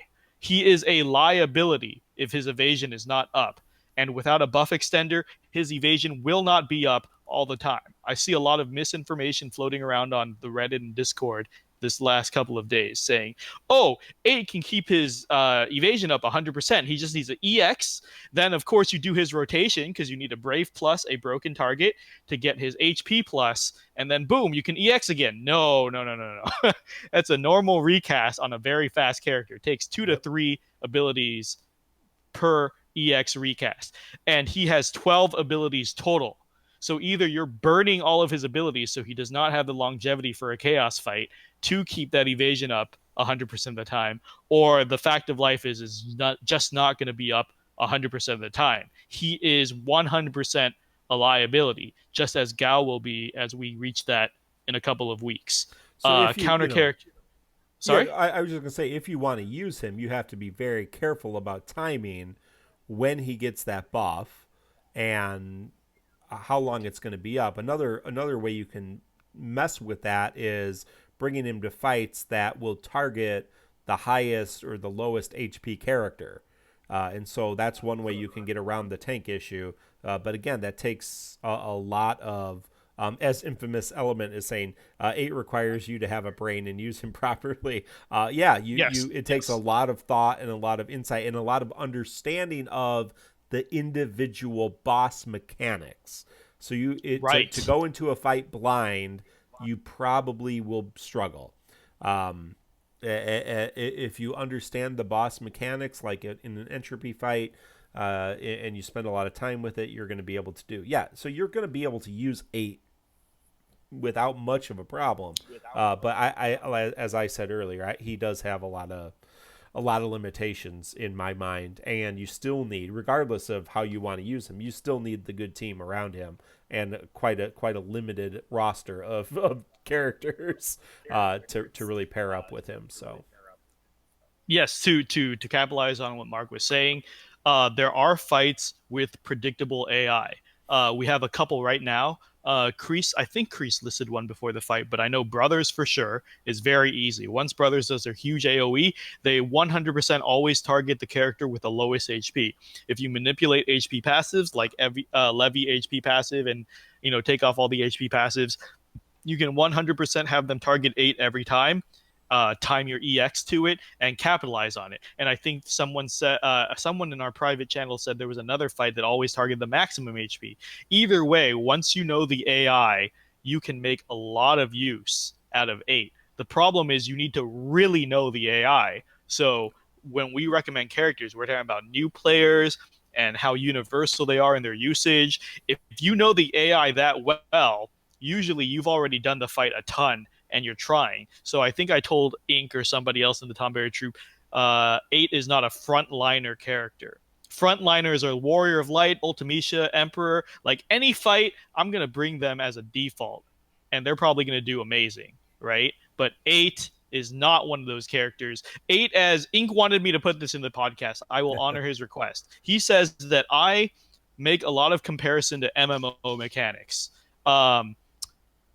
Ink never played an MMO. He appreciates that, but he says that to use this one, 8 is, if you play trading card games, 8 is a sideboard character. What that means is in trading card games, when you're putting analogy. A sideboard means when you hit a wall for a very specific counter, you bring 8. For example, like if you know the AI targets a very specific thing, you bring 8. He is a hard counter to very specific and niche situations, but he is not a universally strong character. You bring him when he excels in his one specialty, and that's a very fair comparison. 8 is not a frontliner. but he can be very, very useful if you know the fight so well that you know who the AI is targeting. But I would not wish that on new players or players who are just looking for an easy meta like Zac or King, right? Like Infamous Element said, if 8 requires you to use your brain, and he can be useful in very specific situations, but he's not like a super super strong meta. So on his own as a plug and play character, I would rate him weak, but as Mark has gone over, if you pair him with a buff extender, as many people recommend, his EX is up 80 to 90% of the time to 100% of the time. Right now, the best buff extender is Eiko. And if you keep extending his dodge buff, his dodge is good. You will bring him to fights with a lot of AoEs, with a lot of quick characters, and he will do great. The problem with that strategy is you have to pull Eiko. So you're pulling 2 characters to make one work, which is a much heftier investment than King or Zac, which you just pull one character and they'll take care of 80% of your problems. I will mention that Yuna can do something similar because she is a buff extender through Azuna as well. Yep. Right. I was going to bring, but the thing is, Yuna, let's be honest, guys, Yuna is not as strong as Eiko. Can all 3 of us agree to that? That is a fair assessment, yeah. It depends on the situation. So it is a step down. Ideally, you want Eiko. Eiko's banner is still running, so if you really want to make 8 work, and that's a perfect opportunity. Yuna is already gone. Yuna is available through EX tokens if you have not spent your EX tokens. Yep. That's true. Thank you, Chris. If you want to go the buff extension route, you still can't run him on fights that resist magic or holy, because that will completely shut out Eiko and Yuna as well. So that's gone as well. The next chance you get is Hope, which is 3+ months later, and he's also magic and holy. So 8 still has very limited use. He will be a viable character if you pair him with a buff extension, but again, that means pulling multiple characters to make one character work, and that really hurts. And that's a theme this month that I want to talk about for Eiko, for Golbez. Pulling multiple characters make one work. Irvine, I want to talk about coming in a few weeks, is he's shunned by the meta because you need multiple characters to make him work. He doesn't work on his own.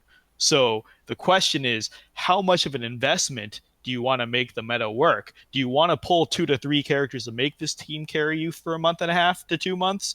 Or do you want to just pull Zac and have him carry you for 2 months? Like, it all comes down to a question of investment. And I think we'll talk about that in later episodes, but it's just what makes a good investment. And that's all I had to say on 8. So C. Williams 013 is asking, did 8's LD fix his problem? His LD weapon does fix his problem in a couple ways. Just briefly, without getting into too much, it does give him an AoE taunt, so that helps a lot.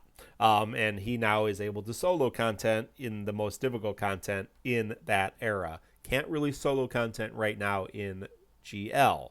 And so so not to get too much into the news in Japan, but yes, in the future, some of his problems, like a lot of characters, their EX Plus fix their problems, their EX realizations fix some of their problems, reworks fix their problems. We're seeing in Japan right now, LDs are kind of the reworks of the characters, and so you're seeing LDs fix a lot of issues that will make characters viable again. So hey, if you like 8, build around him. You're not going to be able to bring him to every fight, or if you are, you're going to have to work hard to do it and play very carefully, very smart, not a lot of mistakes. He's not Zac, he's not Ultimisha, he's not Emperor, but he's not Y'shtola or Rosa. You're not just going to throw him on a team and hope for the best, especially in Chaos. But you're going to be able to make him work. He does good damage. He is interesting if you like that kind of interesting kit. But I kind of put him in the middle. Just to add on to that, Mark, for those people talking about 8 duos with Eiko or Yuna. So again, you have to pull very specific characters to make him really shine. So think about that. Like, do you really want to pull an MLB and board 2 characters or potentially 3 to make a character work. For some people, if that's your preferred playstyle, if these are your favorite characters, 100% go for it. But when we do these ratings, and I know I've been attacked on our Discord for it, we're talking about purely standalone plug and play new player perspective. Yeah. Like if you have no attachment to these characters, you just want to get as much the maximum value for your resources. That's how we rate them. Yeah. Just to look at the podcast polls again, we had 6 people going in to pity this banner. 3 using gems, 32 using tickets, and 23 skipping. So, not a huge commitment to this banner. Probably, again, because Aranea is around the corner. And this banner will still be up for probably a day or so when Aranea comes about. So, of those who got or are expecting to get 8 EX, 12 keeping it EX, 4 realizing it, 1 person using 2 ingots, and 15 using 3 ingots. So kind of all over the place with that. And King's very similar. 12 planning to keep it, just EX, 2 planning to realize it, 2 planning to use just 1 ingot, and 12 planning to fully realize it. So kind of all over the place. We'll see and let us know. Hey, Macnill's going to put a call to arms. We're not going to talk about the Chaos event, the 3-headed nightmares there. But Macnill's going to put a call to arms up on that. Submit your 8 runs. Of course, he's synergy in this, and this is his event. But if you kind of want 8 or kind of want King, but you kind of want to wait for Aranea, you might want to wait to see a little bit more about her. We are going to have a show a few days after, so by the time we have our show with Aranea's content live, we will probably not have the 8 banner available to us at this point. Maybe. How long are the banners up? Are they up 2 weeks? 2 weeks, yes. Yeah, so we will. So I think by the next show, or maybe just as we're podcasting, I'd have to pull it up here, pull up the calendar here. So, so it will the 8 event will drop right as we're talking about Aranea. So, but we'll try to get some information and do check out the Twitter at Decidia FFOO for updates. Hopefully, to give us a little information on what Aranea brings to the table. So that is 8, and we'll talk about the Chaos next week and a whole bunch of other things. So some questions for us as hosts. Red Cane asks, foresight is one of the biggest advantages global players have, yet the podcast seems to have a rule never to discuss the Japanese version, which is the source of that foresight. Would the team consider loosening that rule a bit so that players who use the podcast as their only source of information, thank you all who do just that, about the game could benefit from that foresight? I will say we do bring up bursts and LDs and future content. We do talk about what we know is coming. We do talk about, future Dimensions End. So we do talk about it a little bit. I don't know if either of you have any particular opinion about, I don't want to get into sharing everybody's, kits that they get in the future and all that kind of stuff. I like to focus here on the game that we have right now. But, bringing in a couple insights here and there is not a bad idea in my opinion, but I think we already do that. So anybody else want to jump in on that question? Crease or Mino? Oh, sorry. You want to shoot to Crease? My opinion is that I think the type of foresight this question was asking about is distant foresight, not immediate foresight. For example, Mino frequently talks about characters that are coming in the next couple weeks and events that are coming in the next couple weeks and what that means for the characters we are getting now or just got. So we are using foresight on the podcast all the time. I think this question is more, are you going to talk more about way future foresight? Like, for example, 8LD just came out in Japan, and is that a relevant talking point for 8 event arriving in global right now? Well, not really. It's 8 months away, and it really doesn't have much impact on whether you pull for 8 now or not, because it's so far in the future that unless you were on a tipping point where you were like, well, I like 8, but I don't like him enough to pull for him now, should I wait for a better banner? That's about the only benefit you can get there. So I don't agree that just talking about any sort of foresight is useful for this podcast. I actually thought you two were going to disagree with me. I was taking the same stance, and people in chat like Tritoj are saying the same thing, which is basically we foreshadow a month or two or three ahead all the time. In fact, my ratings are based on it. You know, like weak, viable, strong are based on how they'll perform a month or two out from here. And we talk about characters that are coming in the next month or two. So I feel like that is some foreshadowing of foresight. If you're talking about 8 months ahead like JP, I don't like focusing that far into the future because, Yeah. first of all, 8 months is a long time. You know, not every player is saying they're going to play DFFOO for life. Not everyone's going to be around for 8 months. I've seen plenty of people quit in way less time. Um, and I really think you should take it a month or two at a time, and 8 months is just too far ahead. Tritach here says foresight isn't really relevant 8 or 9 months out. It's a completely different environment. You know, like it's not like this is how 8 is now. This is how 8 is 8 to 9 months from now. So you should consider that when you pull. No, like we 8, like for to use 8 as an example, 8 his next power tuning just came in literally days ago. We have no idea how he's going to perform. Yep. We have no idea if 5 days from now the next character is going to completely dwarf him, like Strago dwarfed Emperor 5 days later. Like yeah, like he has no time to breathe, so we can't really say eight's bad now. He's meta later. You know, whatever. Like it just doesn't work like that. And GL likes to speed up events all the time. We don't know if that's always going to be consistent. So I just don't think it's practical to do. This is how they are in JP right now. Yeah, I have. I mean, I think it's well known that I'm a fairly good planner. Quetz also plans quite a bit ahead. And I know Inkwelder, of course, with the forecast planner, has a lot of plans of the future. But yeah, I'm right now, I'm kind of stopping at Burst Era because there's still a lot of unknowns from Burst Era to now this new difficulty era that's just released. And I think now we can have a little bit better understanding of that era, and then now this new difficulty. We're going to need several months to kind of get our head around that. So related, Ito asks, are the hosts more hesitant to pull event characters knowing that their LD will be available during the LC? For me, that's a no. If I want a character, I'm going to pull it to play it.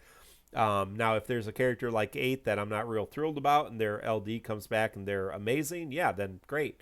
That will give me a chance to use them in the future. But if I have a favorite character coming, I'm going to pull on that character regardless. And if there's a character who's good, but hey, they get better in the future, great, then I'm going to use them now. I mean, that's like I don't like the Beatrix crap where people are constantly complaining about Beatrix. Well, why it's been so long since we got Beatrix. Beatrix was dominant for months. So great, so the other option was, and Aranea is probably going to be the same way.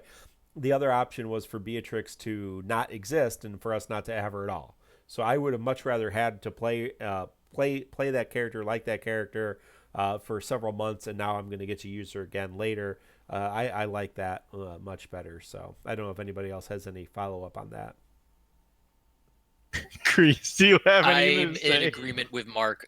LDs in the future is not changing my pull behavior right now. There's no point in it. It's too far in the future. I mean, pretty much the same thing. Some characters are better now than when they get their LD. All the metas right now, for example, if you do Renoa EX to Renoa EX Plus, she's weaker in the EX Plus era because she was so strong.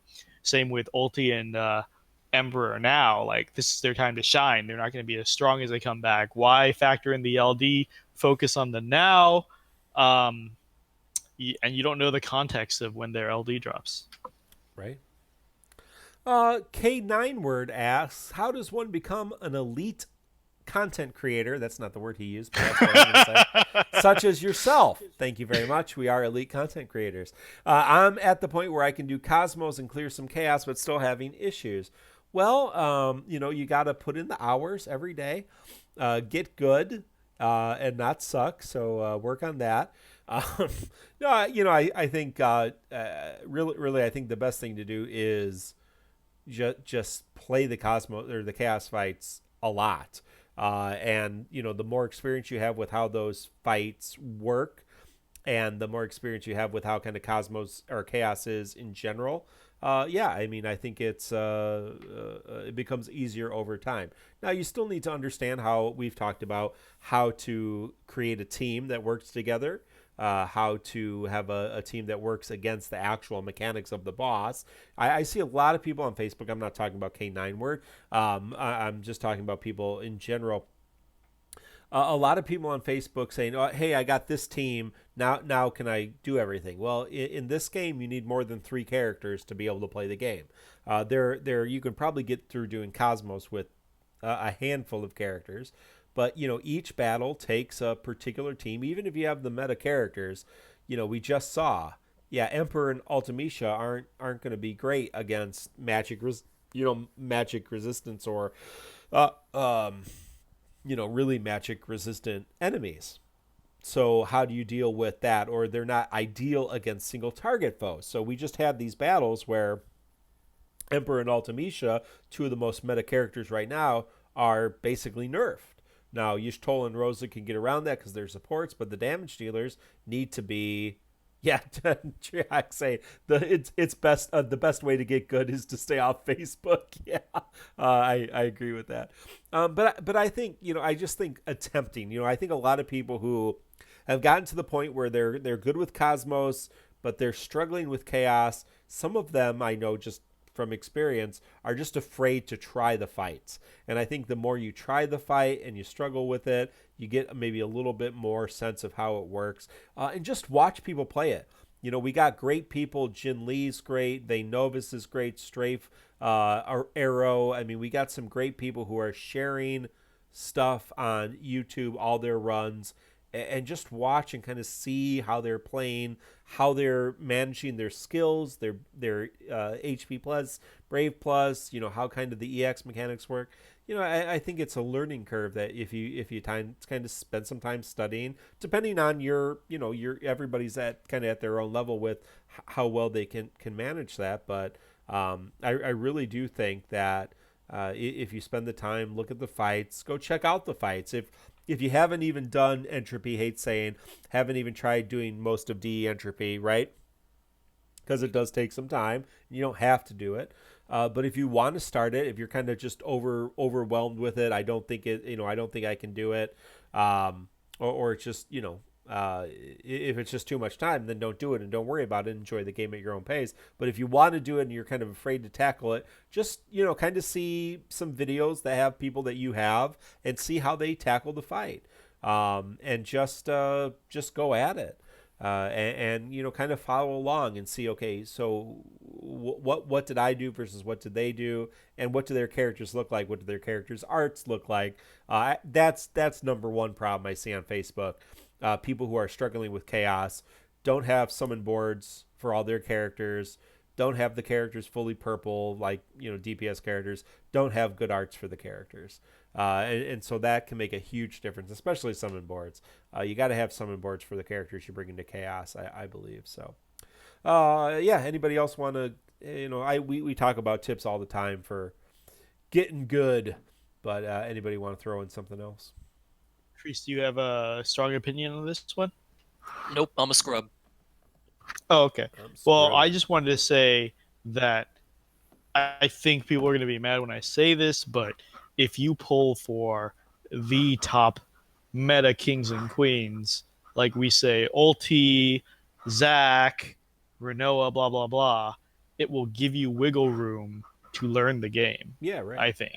Like if you, Rosa, Y'shtola, etc., if you pull what everyone is calling top meta, it gives you wiggle room to learn the game, to figure out your preferred playstyle, and to get you resources while you're still figuring things out. Exactly. I mean, we only crown a meta king or queen once every 2 to 3 months. You could realistically allocate those resources and then pull around that. So I think anyone starting out, honestly, people always they hate meta talk, and they say just pull your favorites, ignore meta.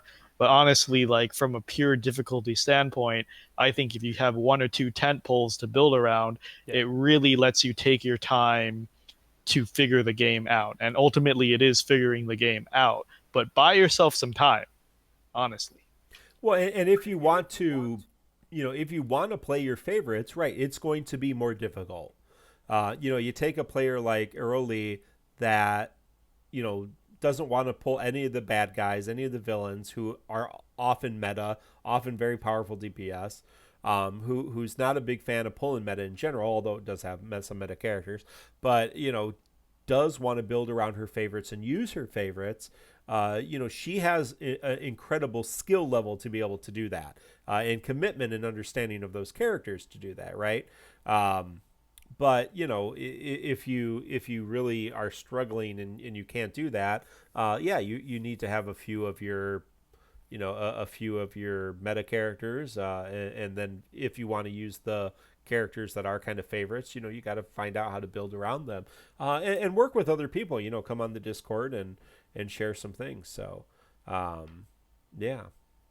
Macno also adds Macno, who obviously does a call to arms and is very advocate for helping people clear content. He's even saying Irole has a point. Chaos has been way more restrictive than the earlier eras and has not allowed as many oddball teams and comps as it used to. So it's starting to change. It takes a while. So, honestly, meta tentpoles are a big deal. All right. Next question. We got let's just finish up with Min Yen, because we were going to talk about that next week. We forgot to talk about it last week. Let's talk about it this week. Min Yen asks, what alcohol would you compare to each game? He uses the example of like Final Fantasy VI being a fine wine. So why don't we just take one game each and say what alcohol would you pair that to, or what alcohol would you compare that to? So if you were going to sit down and play this game, what would you pair? Like you would pair a fine meal with a type of a beverage. What would you pair? That's how I'm reading the question. What would you pair your favorite Final Fantasy to? Well, you all know my favorite Final Fantasy is Final Fantasy VIII, and I think the best alcoholic beverage to pair with Final Fantasy VIII, being the ultra hyper realist Final Fantasy it is the 1990s beverage Zima.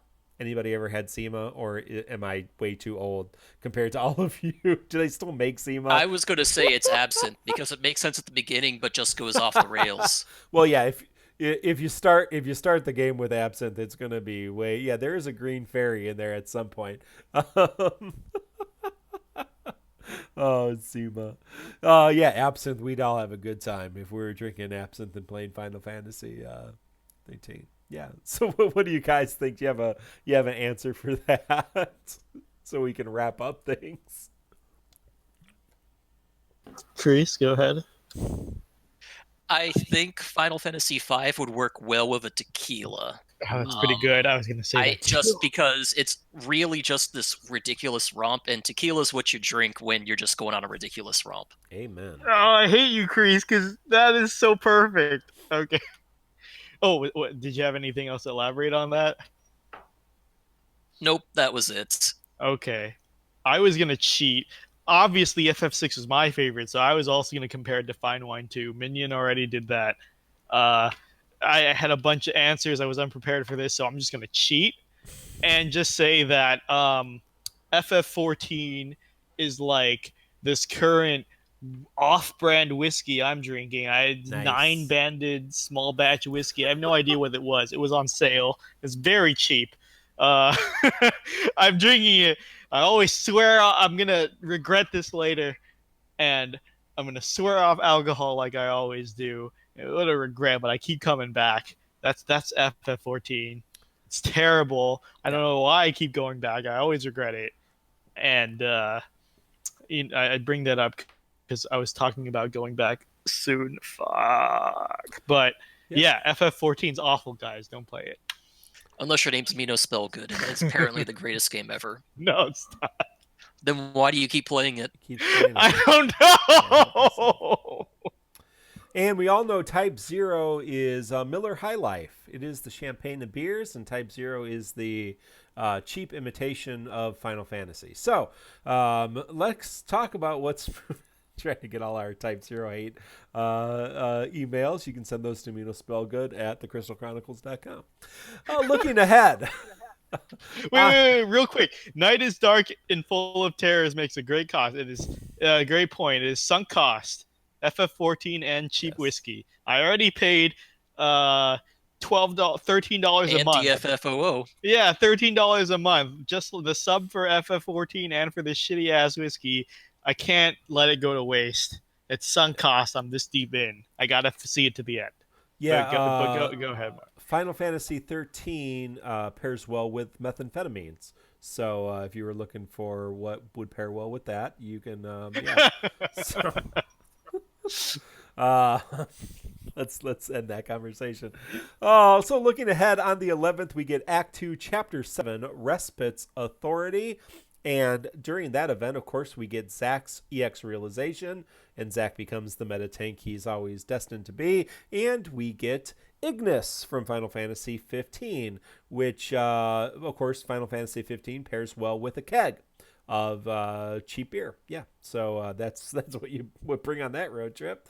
On the 16th, we get Aranea's event, Commodore of the Skies. On the 20th, Renoa's LC, Where to Go. On the 23rd, Gao's event, Crazy Wild Guy. I don't know what the name of that event is. And on the 27th, the Awakening Wave number 8, most likely, and the Heretics Quest. But I think right before that, we'll have the mobile stream to talk about. Well, hey, thank you all for joining us. We had a great crowd here tonight, live on Twitch. Every Thursday night, we tried to do this at 8 p.m. Central. Join us, have a great time. We try to interact a little bit, but just to have you all here is a great presence. Thank you all who are catching us on video demand. We have really good views, video on demand on Twitch in terms of the Defo elite content creators. A lot of repeat views, and I appreciate that. You can catch us on YouTube and all of your podcast apps. Hey, give us a Twitch sub or a regular sub on... and subscribe there on YouTube or subs on Twitch. If you are a podcast listener, please a rating or a comment on the Apple Store or the Google Play Store, or Stitcher, SoundCloud, however that works. That would be great as well. That's a wonderful way to support us. Join our Discord. You can find all of the links to our things, including some apparel, at tccpodcast.com, and you can find all of our episodes stream right from our website and go back. This is episode 88. That means there's 87 other ones all about Defo, going back to the very early months of the game.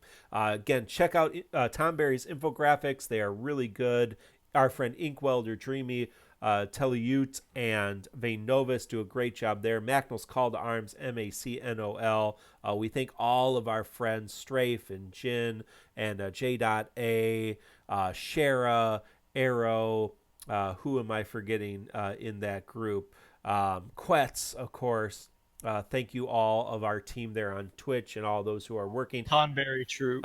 Yeah, I already said that. You're drunk, so you didn't hear me. Okay. Hey 13 did that wonderful intro for us. So thank you all for that. Hey, you guys enjoy the week. Good luck. If you like 8 and King, great. Go after them. Pull them. Good luck on your pulls. And you're going to have a lot of fun with those characters. If not, hey, let's enjoy Chapter 7 and enjoy the new chapter, which is not Chapter 7. Arc 2 Chapter, what is it? Arc 2 Chapter 7, it is. And the Aranea event coming soon. Next week, we'll talk about Zack and Iggy. Until then, the best of all to all of you. Good luck and goodbye.